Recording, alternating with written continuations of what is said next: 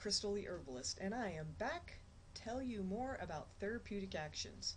And this time we are going to talk about anthelmintic herbs. But before we get to that point, we need to find out what a helminth is so that we can know what anthelmintic herbs will help with these. So helmintic means worms or parasites. So anthelmintic herbs are used to destroy parasitic worms. So there are several types of helminths. The first one is cestoids or tapeworms. Now, intestinal infections occur when the larvae is eaten in raw or undercooked meat. They attach to the intestinal tract by a sucker or sucking groove on the head. They do not enter host tissues like other groups of helminths do, but because of this factor, tapeworm infections are easier to treat, although the adult worm is capable of living for many years and may become so long in length as to disturb the gastrointestinal motility and secretions, causing abdominal pains and nausea. Anthelmintic herbs for tapeworms are safer to use because they are confined to the intestine. Other types of parasites are thread or seat worms, and they live in the lower part of the intestinal tract. Infections of this type occur through the feet or drinking water. The next type of helminth is nematodes or roundworms. Now, infection of these types occur through the soil or contaminated raw or undercooked food. Blood and tissue-dwelling nematodes come from insect bites and ingestion of eggs. Now, they are more likely to be found in the intestinal tract, clinging to the intestinal wall, often causing harm, especially in children. They also live in the blood, lymphatics, and other tissues, so they are harder to treat because the herbs have to be absorbed in the intestinal tract, then into the tissues. Now, if roundworms are not checked, they may increase to the point where they enter the stomach and even travel up to the pharynx. Now, other worms in the nematode category are pinworms, hookworms, and whipworms. There are more, but those are the most common. The next helminth that we're going to talk about is trematodes or flukes. Now, infections from flukes can come through drinking infected water, swallowing infected water while swimming, transmission from wet hands to mouth, nose, eating infected aquatic vegetation, or eating infected raw meat or raw intermediate host like snails, shellfish, crustaceans, and fish. Flukes released from the eggs excreted by the infected individuals penetrate into the first intermediate host, which is a freshwater snail generally, where they develop in a matter of weeks into free-swimming parasites that penetrate fish or crustaceans or attach to water plants. The cycle is completed when the cysts are ingested by humans and other hosts. The type of infection depends upon the pattern of migration and the distribution of the mature worms. Now, there are several types of flukes. Intestinal, liver, and lung are the most common. The intestinal flukes start in the duodenum, attach themselves to the mucosa, and mature into adult worms over a period of 3 months. They rarely cause symptoms other than diarrhea and abdominal discomfort. Liver flukes also start in the duodenum, but then they ascend into the biliary tree to reach hepatic ducts, where they mature into adult worms over a period of 2 months. Eggs produced by female worms are returned to the duodenum in the bile. Symptoms are rare, but should be investigated if there are heavy infections and they enlarge the liver, creating jaundice and in some cases cancer in the bile ducts. The lung flukes start in the ileum and penetrate the intestinal wall to reach the peritoneal cavity and then migrate to the lungs by crossing the diaphragm and the pleural space. Within the lung parenchyma, each induces an intense but localized necrotic inflammatory reaction, which ultimately gives rise to a cyst or abscess cavity. The capsule surrounding the parasite swells as the fluke matures, and after some 6 to 9 weeks the parasites start producing eggs that are liberated into the bronchioles and ascend the airways to reach the gastrointestinal tract. They can create up to 20 cysts, each harboring 1 or 2 worms.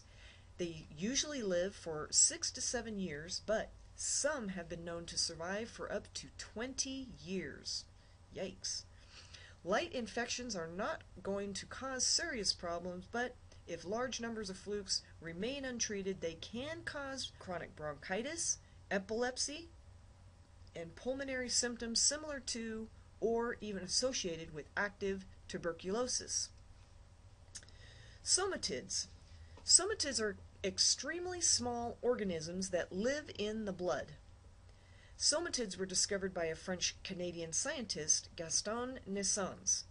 They are not parasites themselves, but demonstrate the presence of parasites when in the advanced stages. They regulate all basic biological functions, such as cellular division and repair, 2 fundamental mechanisms of preserving and maintaining life itself.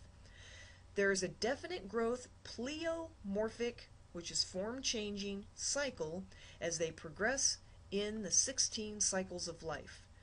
The first 3 cycles are required in all healthy bodies. When they start morphing into the other cycles, that's when they present disease. So just what protocols are there to treat these nasty little vermins? And what herbs are used? Well, the difference of the action of the worm medicine depends on the dosage given and how soon after it is given the bowels move. For example, if it remains in the intestine, it destroys the parasites. If it moves quickly through the bowels, it usually expels. Almost all anthelmintics are strong and must be used with respect and wisdom. There are 4 categories of anthelmintics: vermifuge, which causes the expulsion of worms from the body; vermicides destroy the worms in the body; tanifuge, which causes the expulsion of tapeworms from the body; and tanicides, they kill tapeworms in the body. Protocols. Thread or seat worms. An enema is usually sufficient. I would use an enema of one of the anthelmintic herbs.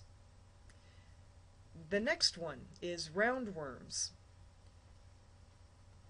Go on a 3-day cleanse or fast, drinking only 1 type of juice and distilled water, typically carrot, grape, or apple would be the best ones to choose from.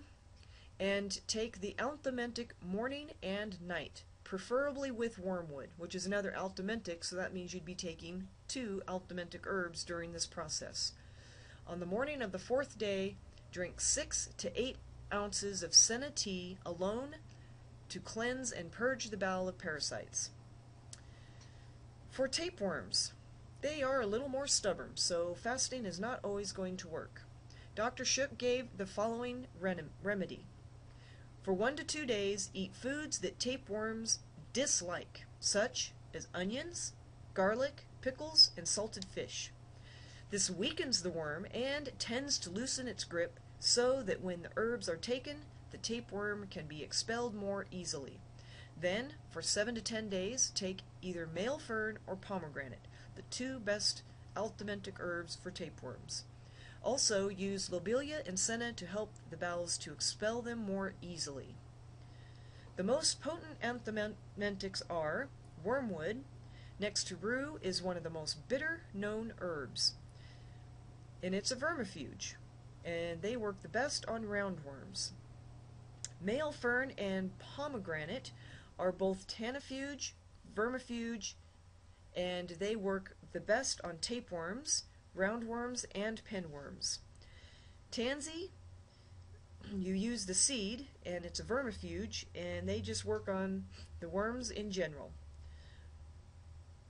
Pumpkin seeds, they work mainly on tapeworms and roundworms. And then there's hyssop. It's a vermifuge, and it just works on worms in general.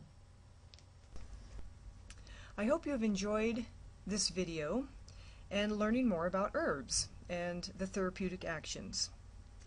There are several ways that you can contact me. The first way is at www.herbalhealthreview.com. Also at www.positivelifechangesblog.com. These two websites are places you can go to learn more about herbs and nutrition. You can also order some of these herbs or find out what formulas these herbs are in at www.betterhealthherbs.com. I also have a Facebook fan page where you might have even seen this video, but it's also going to be elsewhere, so I want to make sure that you know about this, which is Crystal the Herbalist. And last but not least, you can also contact me by email, crystal@healthherbs.com. Good health to you.